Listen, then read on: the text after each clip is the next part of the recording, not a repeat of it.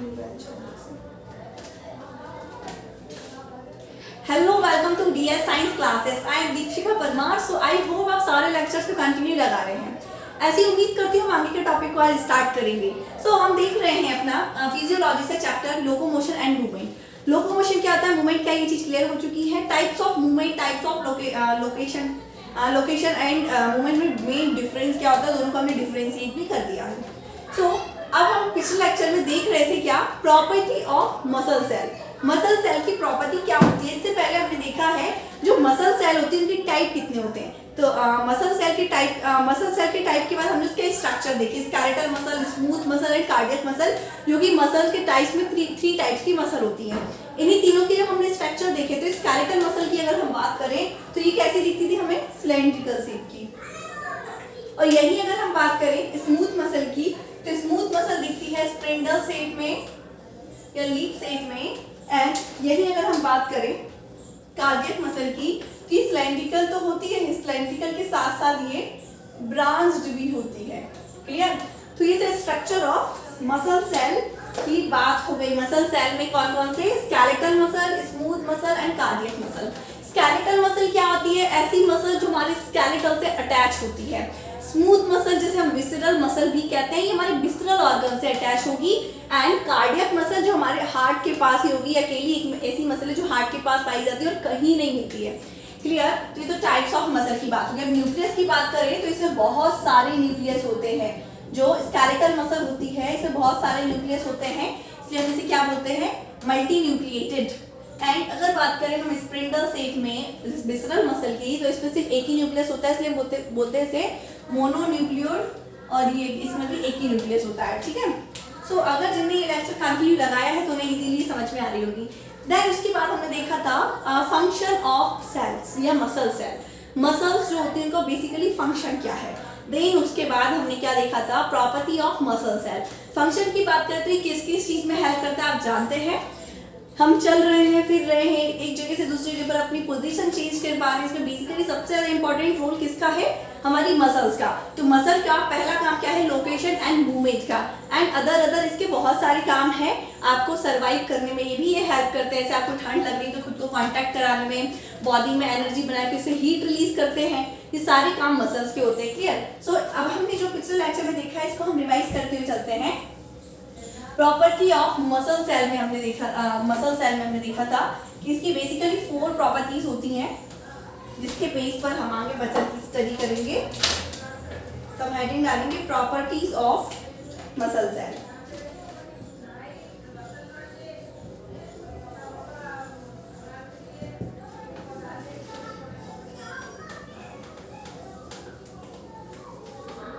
Basically इसकी कितनी properties होती है मसल सेल की, 4 प्रॉपर्टीज होती हैं।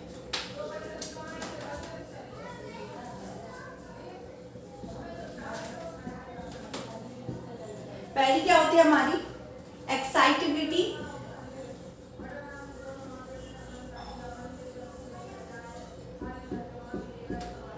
एंड दूसरी क्या होती है हमारी, कॉन्ट्रैक्टिलिटी।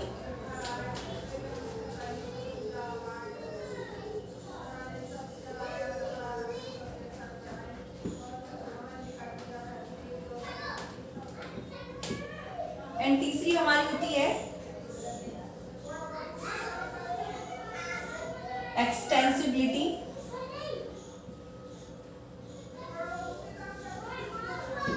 एंड फोर्थ होती है हमारी इलास्टिक। ये 4 हमारी प्रॉपर्टीज होती है मसल की। अगर हम बात करें एक्साइटेबिलिटी की तो क्या होता है एक्साइटेबिलिटी, इसका मतलब एक्साइटेड होना बिल्कुल नहीं होता है कि सेल एक्साइटेड हो जाएगी। एक्साइटेबिलिटी बेसिकली 2 टाइप की होती है। कौन कौन सी, मतलब 2 टाइप इट मींस ये कि एक प्रोसेस है, ये प्रॉपर्टी है मसल सेल की एक्साइटेबिलिटी, जो 2 टाइप की सेल में देखने को मिलती है और कहीं नहीं मिलती। तो उन सेल के नाम पहले हम याद करेंगे। पहली है नर्व सेल एंड दूसरी है मसल सेल। क्लियर। तो ये इन 2 मसल सेल में हमें एक्साइटेबिलिटी देखने को मिलती है। तो बेसिकली एक्साइटेबिलिटी होता क्या है, कोई भी सिग्नल को अगर वो सेंस कर रहा है, अगर जैसे कोई भी सेल है उसे सिग्नल मिल रहा है तो वो खुद को कॉन्ट्रैक्ट कर पा रहा है। जैसे फॉर एग्जांपल के लिए मुझे यहाँ पे फील हुआ है कि मेरे को कॉकरोच चढ़ गया मेरे ऊपर, है ना। फॉर एग्जांपल के लिए मेरा हाथ है, यहाँ पर कॉकरोच आके बैठ गया है मेरे ऊपर, इस टाइप से कॉकरोच मेरे हाथ में चल रहा है। तो मुझे ये सेंस मिला किससे, मसल से आके नर्व सेल में। तो ये नर्व सेल क्या करेंगे, सिग्नल्स को ट्रांसमिट करेंगे अदर मसल या अदर सेल पे। क्लियर। तो ये यहाँ से क्या करते हैं, एक केमिकल छोड़ते हैं दूसरी सेल या दूसरी नर्व सेल या मसल सेल पे, जिसे हम क्या बोलते हैं, न्यूरोट्रांसमीटर।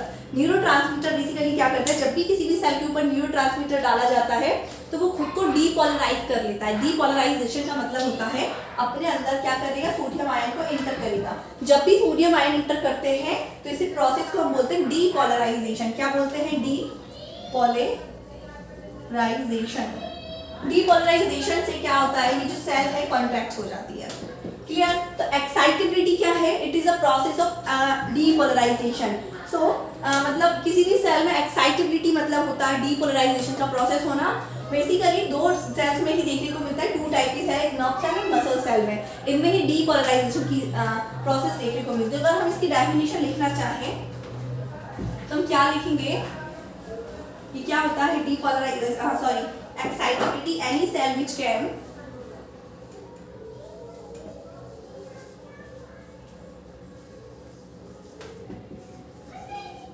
get depolarized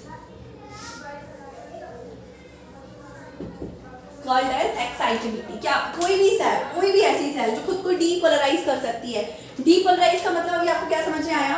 एग्जांपल के लिए मान लीजिए कोई नर्व सेल है, इसे सिग्नल मिला है यहाँ से, ये सिग्नल को आगे ट्रांसमिट करेगी। ठीक है, जैसे ही सिग्नल को ट्रांसमिट करेगी तो उसके डेंड्राइट से क्या होगा, ये जो सेंस है यहाँ से केमिकल को डालेगा अदर नर्व सेल पे। ये अदर नर्व सेल है, इस पर इसको डालेगा तो क्या होगा, ये इन मसल सेल में सोडियम आयन एंटर करने लगेगा।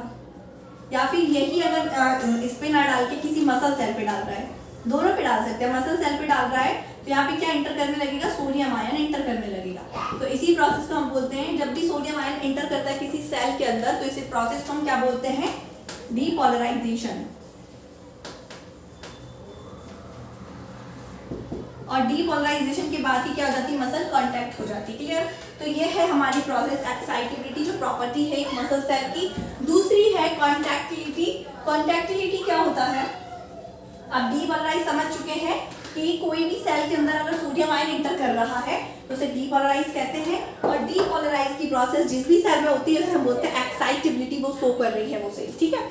अब कॉन्ट्रैक्टिलिटी का मतलब होता है किसी भी सेल में अगर डीपोलराइजेशन हो रहा है, इसका मतलब वो सेल कॉन्ट्रैक्ट हो रही है। जैसे फॉर एग्जांपल के लिए ये सेल है, इसके अंदर क्या हो रहा है, सोडियम आयन एंटर कर रहा है। जब सोडियम आयन एंटर कर रहा है मतलब डीपोलराइज हो रहा है, और डीपोलराइज जब होगा तो ये खुद को क्या कर लेगा, कॉन्ट्रैक्ट कर लेगा। और ये जो कॉन्ट्रैक्शन का प्रोसेस है इसी को हम क्या बोलते हैं, कॉन्ट्रैक्टिलिटी। सो आई होप आपको कॉन्ट्रैक्टिलिटी एंड एक्साइटेबिलिटी समझ में आई है। थर्ड हमारी एक्सटेंसिबिलिटी। एक्सटेंसिबिलिटी क्या होता है, समझ सकते हैं आप। एक्सटेंसिबिलिटी का मतलब जो सेल होती है हमारी बॉडी की, मसल्स होती है, उनको स्ट्रेच कर सकते हैं हम। स्ट्रेच मतलब खींच सकते हैं, यहाँ से पकड़ के अपनी स्किन को खींच सकती हूँ ये, तो इसको मतलब इस सेल को खींचना, इलाज करना, इसे हम बोलते हैं एक्सटेंसिबिलिटी। एक्सटेंसिबिलिटी मतलब समझ में आया। ये सेल देखो ध्यान से आपको समझना है, एक्साइटेबिलिटी क्या है, किसी भी सेल के अंदर डीपोलराइजेशन का प्रोसेस हो रहा है, इसका मतलब क्या है, एक्साइटेबिलिटी शो कर रही है। कॉन्ट्रैक्टिलिटी क्या है, अगर डीपोलराइज हो रहा है तो वो खुद को कॉन्ट्रैक्ट कर रही है, मतलब उसका साइज छोटा हो रहा है, कॉन्ट्रैक्शन हो रहा है, तो इसे हम बोलते हैं कॉन्ट्रैक्टिलिटी। अब होता है एक्सटेंसिबिलिटी का मतलब होता है ये सेल कॉन्ट्रैक्ट हुई है, इसको हम पकड़ के खींच सकते हैं। और जैसे आपने देखा होगा जिम में जाते हैं आप, वर्कआउट करते हैं अपनी हाइट को ग्रो करने के लिए, तो आपकी क्या मसल सेल ग्रो करती है। ग्रो मतलब वो number of muscle cell increase नहीं होता है, ये जो मसल सेल है यही इलाज जाती खींचने लगती है। क्लियर है। तो इसे बोलते हैं हम एक्सटेंसिबिलिटी। फोर्थ है हमारा इलास्टिक। इलास्टिक का मतलब को ध्यान से समझना है। अब फॉर एग्जांपल के लिए आप किसी जिम में जाते हैं तो आप क्या करते हैं, वर्कआउट करते हैं अपनी हाइट पे मसल्स को ग्रो करने के लिए कि मुझे अपने मसल बाइसेप्स बनाने हैं ना। तो क्या होता है, आपकी जो मसल सेल है कैसी होती है, आपको ये समझना है ताकि आप इसमें कंफ्यूज ना हो। आपकी मसल सेल अभी इतनी है, जब आप जिम में हार्ड वर्क करेंगे, वर्कआउट करेंगे, तो ये जो सेल की मेम्ब्रेन है ये डिस्ट्रॉय होने लगेगी। अब जब ये डिस्ट्रॉय होगी मतलब मेम्ब्रेन डैमेज हो गई है, तो आपको प्रोटीन जैसी चीज़ों की ज़्यादा जरूरत पड़ेगी। अब आप प्रोटीन वगैरह ज़्यादा लेंगे तो ये सेल ना ग्रो करेगी, इसकी ये रिपेयरिंग होगी। जब ये रिपेयर होती है तो अपना साइज में और ज़्यादा इंक्रीजमेंट कर देती है, इंक्रीज हो जाता है इसका साइज, जिसके कारण हमारे बाइसेप्स दिखाई देने लगते हैं ना। सो इसका साइज वापस, इलास्टिक का मतलब आपको ध्यान से समझते हैं। अब ये तो हो गई हमारी जिम वाली बात। और इलास्टिसिटी क्या होता है? इलास्टिसिटी मतलब तो नॉर्मल सेल है, इसे आप पकड़ के थोड़ा खींच सकते हैं तो इलास्टिसिटी शो कर रहा है, एक्सटेंसिबिलिटी शो कर रहा है। इलास्टिसिटी क्या है? जैसे आप एग्जांपल के लिए मानिए रबर को आप कितनी भी खींचे, छोड़ने के बाद वो अपनी वापस से पोजीशन ले लेती है। आप मेरी स्किन के हाथ को कितना भी ऐसे स्ट्रेच करें, खींचे, वो अपने छोड़ने के बाद वापस से अपनी पोजीशन पे चला जाएगा। मतलब स्ट्रेचिंग, कोई भी सेल है अगर आप उसे स्ट्रेच कर रहे हैं एंड वापस से छोड़ रहे हैं तो ये वापस से अपनी पुरानी पोजीशन में पहुंच जाएगी। इसी को हम बोलते हैं इलास्टिक। सो आई होप आपको प्रॉपर्टी ऑफ मसल सेल समझ में आया है। अब हमें क्या देखना है? आज हम देखेंगे थोड़ा सा कुछ अलग स्केलेटल मसल के बारे में कि ये खुद को कैसे मूवमेंट कर पाती है, इसका स्ट्रक्चर वगैरह देख लेते हैं ना।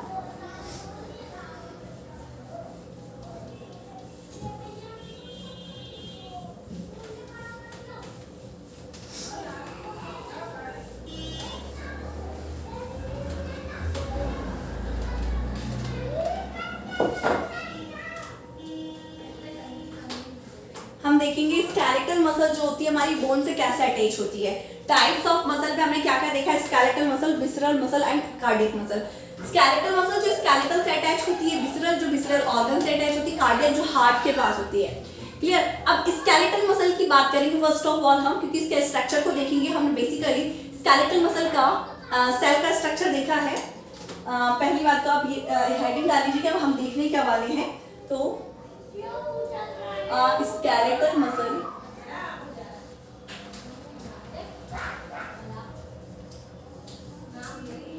अटैच टू बोन्स, कि जो स्केलेटल मसल है बोन से कैसे अटैच होती है। सो देखिए, पहले हमने क्या देखा था टाइप्स ऑफ मसल में? स्केलेटल मसल की हमने सेल का स्ट्रक्चर देखा था। सेल का बेसिकली कैसा स्ट्रक्चर होता है? स्केलेटल मसल का स्ट्रक्चर कैसा होता है? ये सिलेंड्रिकल शेप में होता है। इसके अंदर बहुत सारे न्यूक्लियस होते हैं, इसलिए हम उनसे बोलते हैं मल्टी न्यूक्लिएटेड।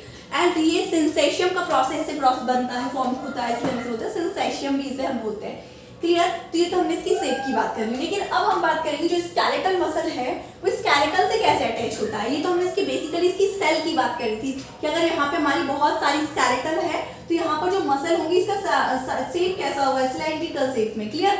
अब देखेंगे ये स्केलेटल मसल से स्केलेटल कैसे स्केलेटल मसल जो है स्केलेटल से कैसे अटैच होती है।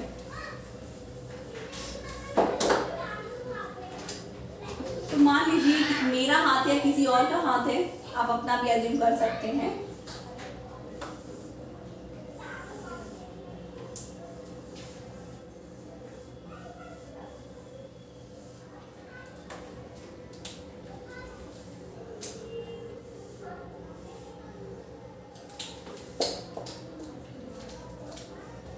ये बोन्स हो गई हैं।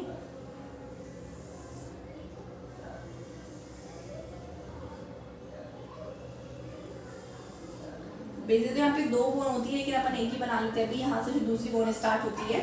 सो जो हमारी बोन्स होती हैं वो जहाँ पर उनका ज्वाइंट होता है, मतलब जहाँ पर वो अटैच होती है, इसे हम इस पोर्शन को बोलते हैं ज्वाइंट। क्या बोलते हैं इसे? ज्वाइंट। ज्वाइंट मतलब जहाँ पर ये दो बोन एक दूसरे से जुड़ी होती है। किसकी हेल्प से? तो यहाँ पर एक फ्लूइड होता है जिसकी हेल्प से ये जुड़ी होती है।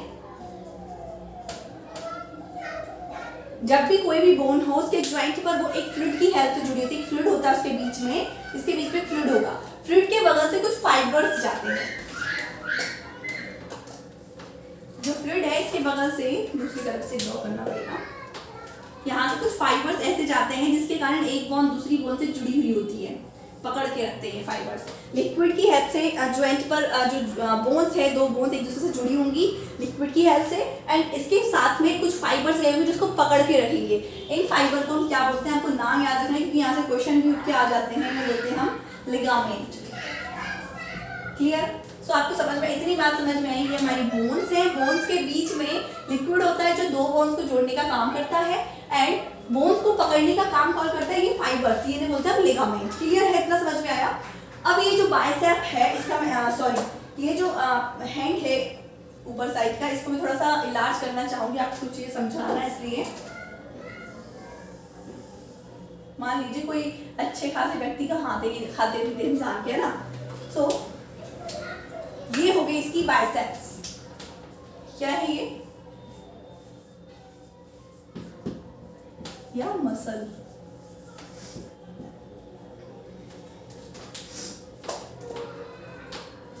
यहां पर क्या होगा, ये बाइसेप्स कैसी होंगी, यहाँ पे मसल्स होती हैं ऐसे, इन्हीं को हम क्या बोल रहे हैं, बाइसेप्स मसल, या क्या बोलते थे, मायोफाइबर्स। यस,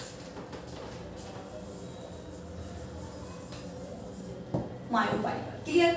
अब ये जो मसल होती है ये थ्रेड लाइक स्ट्रक्चर से अटैच होती है इन बोन से, यहां से ऐसी और यहां से ये ऐसी, इस स्ट्रक्चर से ऐसे अटैच होती है। इन स्ट्रक्चर को हम क्या बोलते हैं, टेंडन।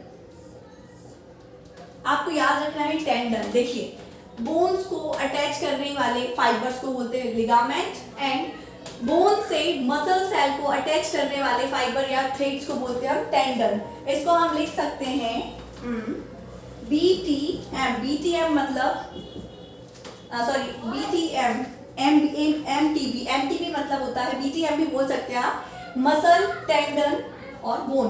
मतलब मसल को बोन से जोड़ने वाले को क्या बोलते हैं, टेंडन। और इसे हम क्या बोल सकते हैं, बोन, BLB। मतलब बोन को बोन से जोड़ने के लिए क्या होता है, लिगामेंट। तो आपको ये याद रखना है। क्लियर।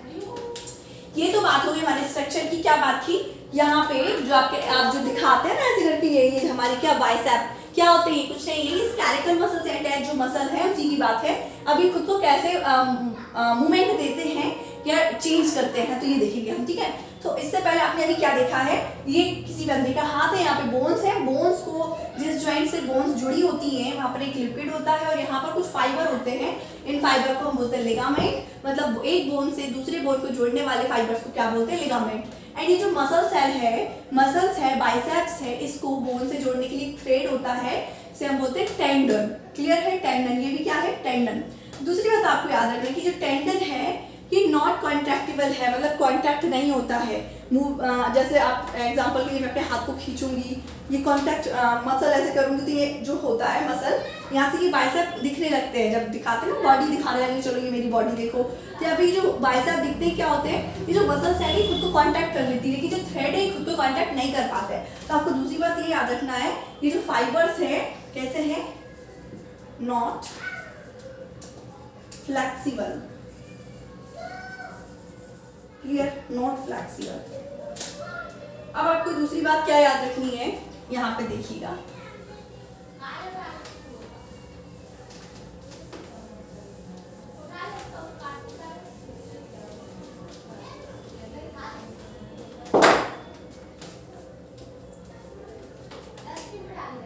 ये मान लीजिए आपका हाथ है,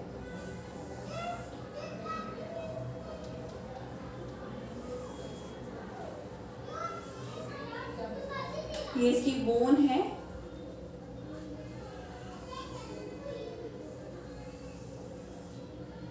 यहाँ इसकी बाइसेप्स है, तो यहाँ से इसकी दूसरी बोन गई है। इस हाथ को जैसे आप उठा रहे हैं तो अब क्या होगा, मैं ये बताना चाह रही हूँ।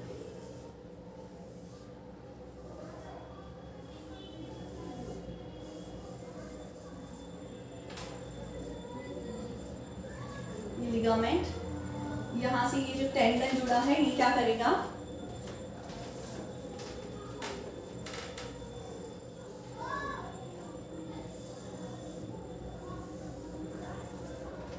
देखिए क्या होता है जब आप अपने हाथ को उठाते हैं, ऐसे करते हैं, बाइसेप दिखते हैं आपके इस टाइप से, तो ये जो आपकी मसल सेल होती है क्या करती है, खुद को कांटेक्ट करने लगती है, जिसके कारण जब ये खुद को कांटेक्ट करती है, क्योंकि ये फ्लेक्सिबल नहीं है, खुद को स्ट्रेच या रिलैक्स नहीं कर सकते हैं, तो क्या करेंगे, इसके कॉन्ट्रैक्शन के कारण ये खुद को आगे की तरफ भेजते हैं। अब मैं इसको कॉन्ट्रैक्ट करा रही हूँ तो ये जो यहाँ पर थ्रेड्स होते हैं, टेंडन होते हैं, खुद को खींचेंगे, खुद को खींचने के कारण ये जो हमारी बोन से ऑटोमेटिक उठ जाती है ऐसे। क्लियर है? तो आपको ये समझ में आया। अब बात आप इमेजिन कीजिए, ये आपको समझ में आ रहा होगा, आपको ऐसा लग रहा होगा कि ये तो वैसे सिलेंड्रिकल शेप में होती है। ये देखिए, ये जो मसल है स्केलेटल मसल, स्केलेटल सेट है, ये वैसे सिलेंड्रिकल शेप में होती है। ये मुझे स्पिंडल सेट में क्यों दिख रहा है? तो एक बात याद रखिए आप, जो स्केलेटल मसल है उसकी सेल सिलेंड्रिकल शेप में होती है, पर ये स्केलेटल पूरी मसल बता रही हूँ मैं, इसके अंदर सिलेंड्रिकल ही सेल है, लेकिन ये जो पूरी मसल है ये स्पिंडल शेप में हो सकती है। क्लियर है? सो अब जस्ट इमेजिन मैं इस मसल को कट कर लेती हूँ और इसको फ्रंट व्यू से देखती हूँ, क्रॉस सेक्शन देखती हूँ मैं इसका, तो ये कैसा दिखेगा ये देखेंगे, क्योंकि इसके स्ट्रक्चर कुछ देखना हमें जरूरी है।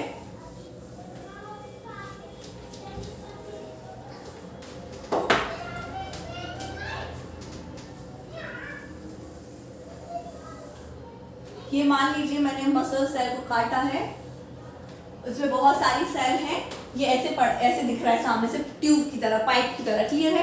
अब इसमें हमें क्या लगता है कि बहुत सारी जो सेल है, मसल सेल है, बिखरी पड़ी होंगी, तो ऐसा बिल्कुल नहीं है। इसकी मसल सेल बंडल के फॉर्म में अरेंज होती है। जैसे आपने सिगरेट का बंडल देखा होगा, सिगरेट कैसे बंडल में होती है, एकदम सेट होती है, अरेंज होती है। सेम यहाँ पर बंडल्स होंगे, बंडल्स में क्या होती है हमारी सेल रखी होती है कुछ। मान लीजिए ये एक बंडल है, ये एक बंडल है, ये एक बंडल है। इन बंडल में मतलब पैकेट मान सकते हैं, बंडल मतलब पैकेट। इन पैकेट्स में क्या है हमारी सेल्स प्रेजेंट हैं ऐसे।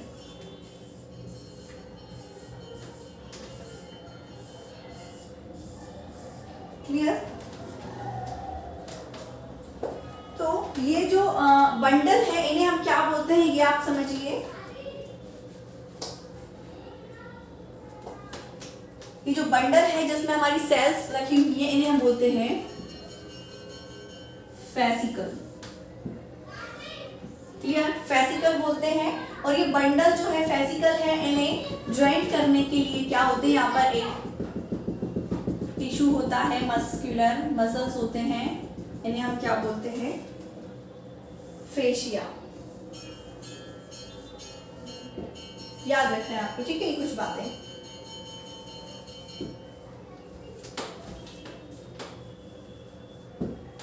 क्या बात की, ये जो सेल है डायरेक्ट नहीं पड़े होंगे, कुछ पैकेट टाइप में होंगे, बंडल के फॉर्म में इन बंडल में अरेंज होंगे। इन बंडल को हम बोलते हैं फेसिकल। एंड ये जो बंडल एक दूसरे से जुड़े होते हैं मसल्स के थ्रू, या एक लिक्विड या फ्लूइड या फिर टिश्यू की हेल्प से बोलते हैं फेशिया। ठीक है? अब ये जो मसल सेल होते हैं और ये मसल पूरी बाउंडेड होती है मसल, इसके ऊपर अलग अलग मेम्ब्रेन्स होती हैं। इन मेम्ब्रेन को हम क्या बोलते हैं ये देख लेते हैं हम। सबसे पहले ये आउटर जो मेम्ब्रेन है, इसके ऊपर एक मेम्ब्रेन होगी सबसे ऊपर, इसे हम क्या बोलते हैं एपीमाई, इसे बोलते हैं हम एपीमाइशियम।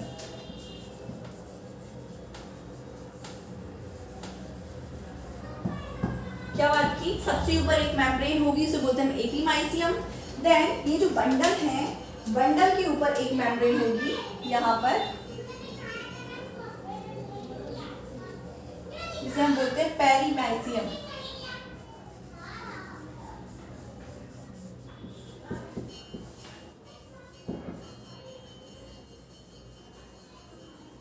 पेरीमाइशियम।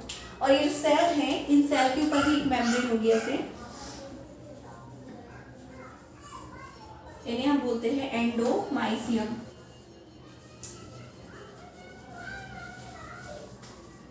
क्लियर?